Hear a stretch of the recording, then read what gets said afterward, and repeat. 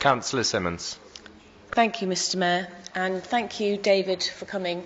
And by that, I don't just mean thank you for coming. I mean, actually, thank you from me to you for raising these really important issues which we, as your representatives, have been battling with for many years.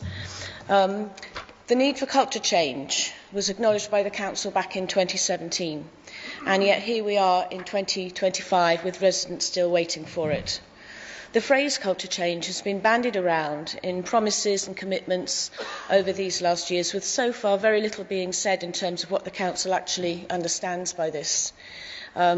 You have raised, I think, a point which is particularly pertinent around denial, and I think also the previous speaker as well, that when issues are raised, far too often residents are told everything's fine, there's nothing to see here, move along now.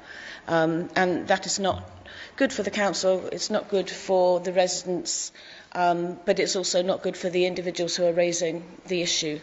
So I did have longish response for you around the Council's commitments, and the question is, why have we got so many commitments, the 12 principles, the Charter for Public Participation, the values in the Council Constitution, none of which seem to be being implemented or adhered to.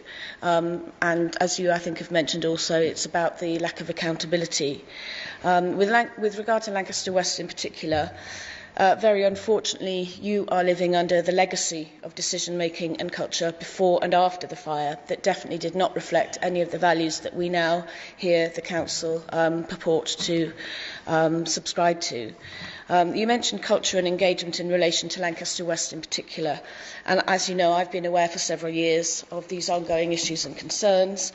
And while I'm absolutely looking at this in the very specific context to Lancaster West, I'm also aware your remarks, please, that, thank you. Simmons. I'm also aware that some of these issues are repeated across the ward, which points to systemic issues, which is why it's so important that you have come here to raise them. And I would just like to thank you very much for bringing them, and I hope to continue working with you and others to help get some improvement.